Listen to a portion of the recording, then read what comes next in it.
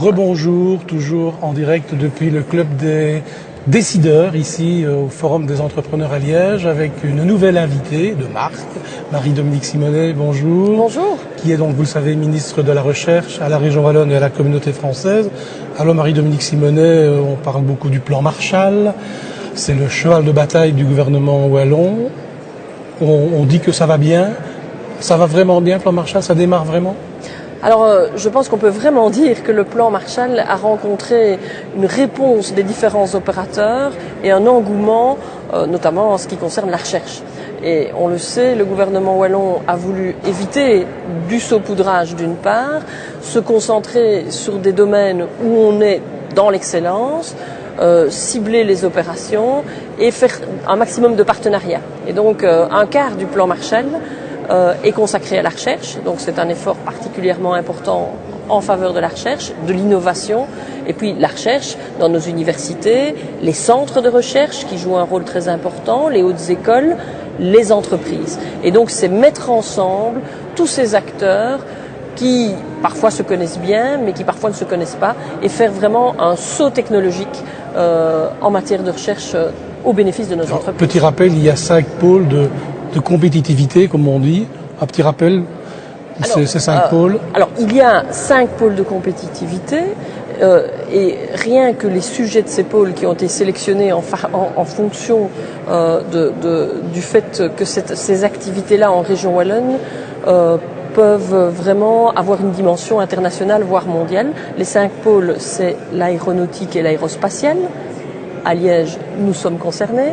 C'est le génie mécanique, et donc autour d'Agoria, autour de toutes les entreprises mécaniques à Liège, nous sommes évidemment concernés. C'est le transport et la logistique, ça concerne bien Liège. C'est l'agro-industrie, nous sommes aussi concernés, et c'est le secteur de la santé où nous sommes aussi fort présents avec l'Université de Liège et le GIGA. C'est ça. Alors, il y a de nombreux projets qui ont été rentrés, notamment de la part d'entreprises de la région liégeoise. Alors, les 5 pôles s'articulent autour de nos universités qui se sont mises tout ensemble. Et ça aussi, c'est une première un peu en communauté française. On a déjà assisté par le passé à certaines compétitions entre nos universités. Eh bien, ici, non. Elles ont compris tout l'enjeu et tout l'intérêt du plan Marshall.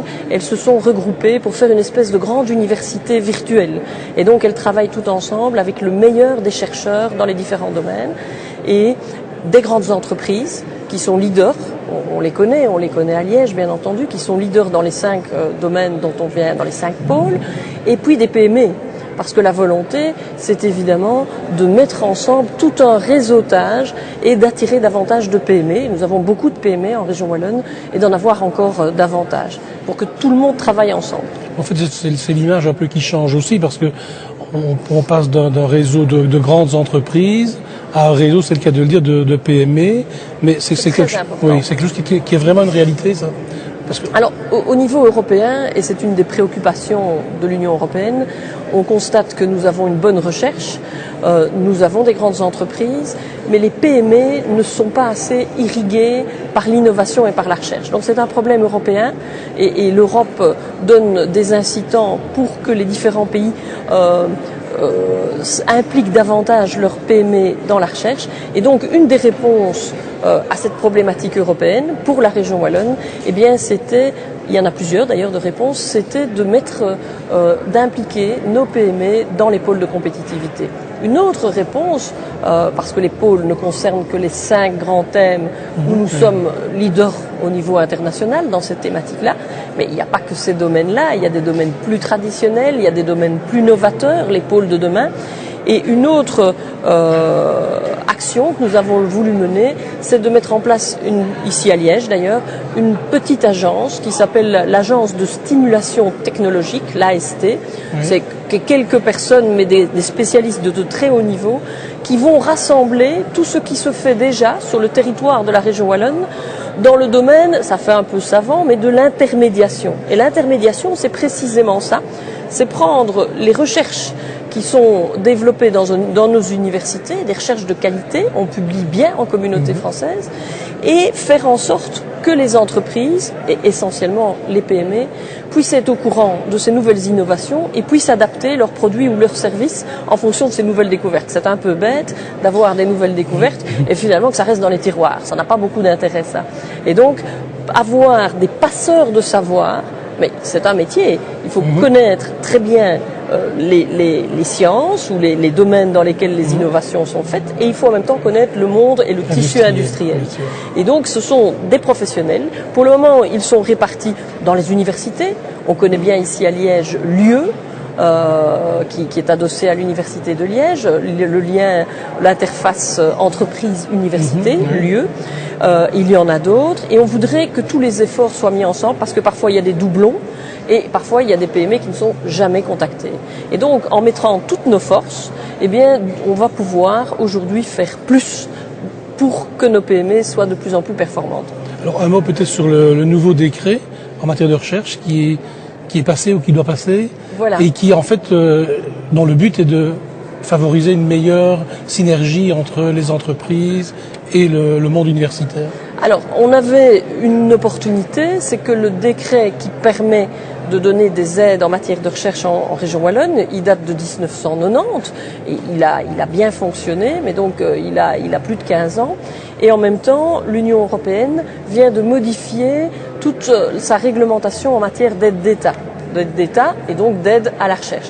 Alors, on a travaillé notamment vraiment avec l'Union wallonne des entreprises, le Conseil économique social de la région wallonne, le Conseil de la politique scientifique. On s'est mis ensemble pour avoir un nouveau décret qui réponde aux exigences de l'Union européenne, bien sûr, et qui répondent aux besoins ici, concrets en Wallonie, de nos entreprises. Et au-delà du décret, je ne vais pas rentrer dans le détail des articles, mais ce qu'il est important de savoir, c'est que la nouvelle philosophie maintient des montants d'aide en faveur des entreprises, les augmente dans certains cas pour les centres de recherche quand ils travaillent ensemble, et que donc les aides sont plus importantes quand on met ensemble les entreprises, les universités, les centres de recherche, quand on fait des partenariats. Et c'est précisément aussi ce que l'Union européenne nous demande de faire. Alors, promouvoir la recherche, c'est évidemment très important, on l'a bien compris, mais pour qu'il y ait de la recherche, il faut aussi qu'il y ait des chercheurs.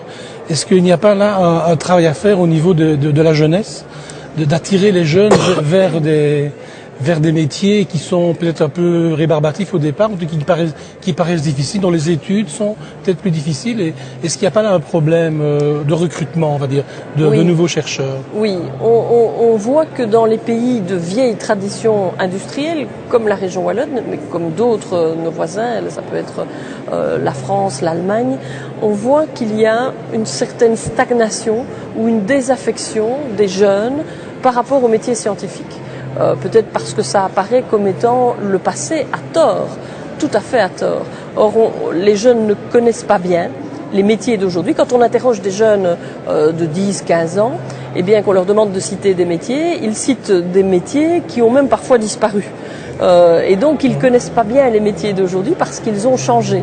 Et il y a des opportunités, et je peux vous dire que je rencontre, et il y en a encore ici dans ce salon, je rencontre vraiment presque tous les jours des entreprises qui ont des projets extrêmement innovants, porteurs, qui ont un cahier de commandes qui est complet, et qui me disent, nous ne trouvons pas de jeunes, bien sûr, dans les métiers des sciences appliquées, les ingénieurs, les nouvelles technologies, tout ce qui est science en général est très porteur. Donc il faut essayer de les attirer. Il faut essayer de les attirer.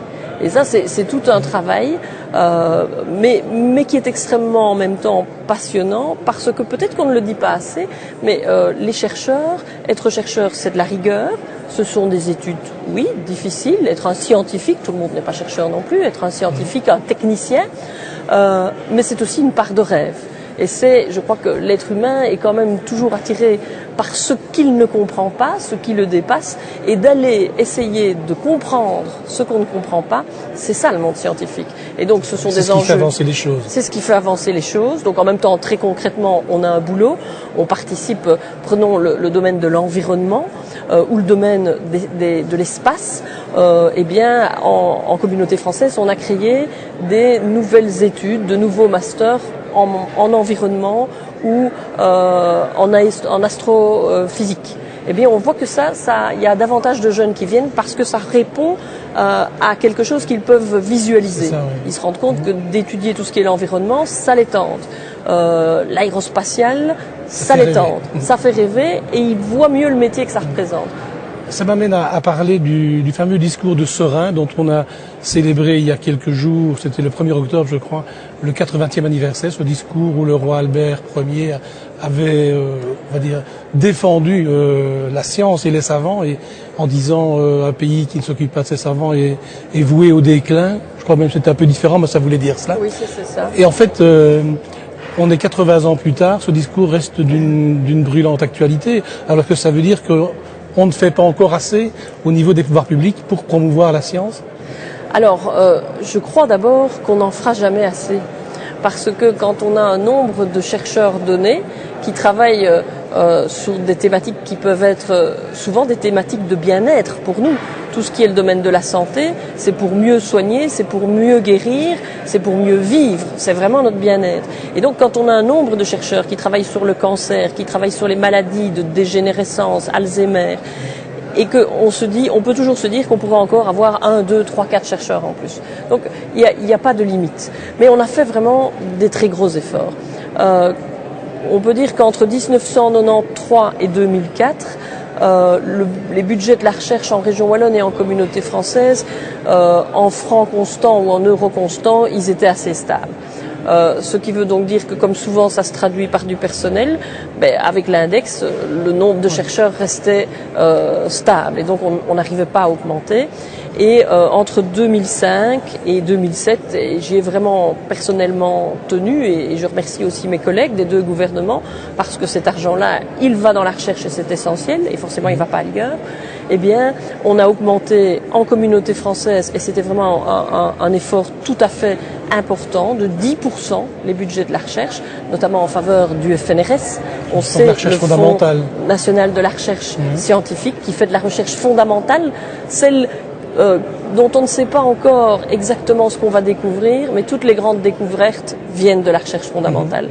Elle nourrit la recherche appliquée qui, elle, va aller dans nos entreprises et dans notre quotidien. Mais toutes les recherches, tout ce que l'on connaît aujourd'hui dans notre quotidien, les GSM, Internet, la pilule contraceptive, au départ, c'est de la recherche fondamentale. Et donc la recherche fondamentale en communauté française a augmenté de plus de 10% et en région wallonne de 30%. Donc vraiment, on est passé à une vitesse supérieure et je crois qu'il y a une prise de conscience. En région wallonne, c'est une des conséquences heureuses du plan Marshall. C'est une des conséquences heureuses du plan Marshall et je voudrais juste ajouter peut-être une chose, c'est que le plan Marshall est venu en plus, parce qu'on parle, et c'est bien, beaucoup du plan Marshall, et donc c'est 1,5 milliard d'euros, un quart des budgets attribués à la recherche, mais il vient en plus des budgets ordinaires. Et donc il y a encore tous les budgets ordinaires pour toutes les actions de recherche. Blanc Marshall, vous avez pris froid. Je crois que je ne suis pas la seule à avoir froid. Être enrhumée. Le plan Marshall, vous y croyez vraiment? C'est vraiment ce qui va nous remettre à niveau par rapport aux régions qui nous entourent et notamment la Flandre? Alors le plan Marshall, ce n'est pas la solution à tout. Sinon, ce serait évidemment trop facile. Mais c'est déjà une façon de mettre les acteurs sur la bonne piste, avec des moyens complémentaires. Bon, ça, c'est pas négligeable, il en faut. Avec des actions qui leur permettent vraiment tous les acteurs d'avoir des terrains supplémentaires, de diminuer la taxation. On a réduit la taxation en région wallonne et on est moins taxé maintenant au niveau des provinces, des communes de la région qu'en Flandre.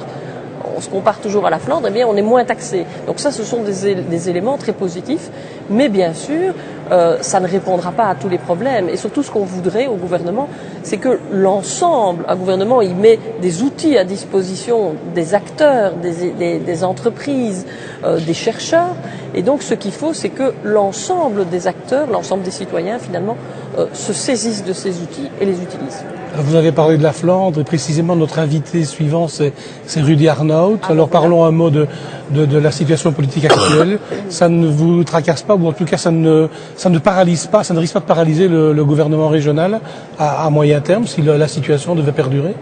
Je pense qu'on l'a vu, les gouvernements à la région wallonne auquel j'appartiens et à la communauté française auquel j'appartiens aussi, on travaille depuis le mois d'août. Et donc on a lancé toute une série d'initiatives. Donc on travaille et on travaille bien. Mais à terme, bien entendu, l'absence d'un gouvernement au niveau fédéral peut poser, pas pour le fonctionnement des gouvernements régionaux, on n'est pas dépendant, mais sur certains points, sur certains sujets, forcément ça peut bloquer des dossiers parce qu'on est quand même fort interconnectés. Merci beaucoup Marie-Dominique Simonet.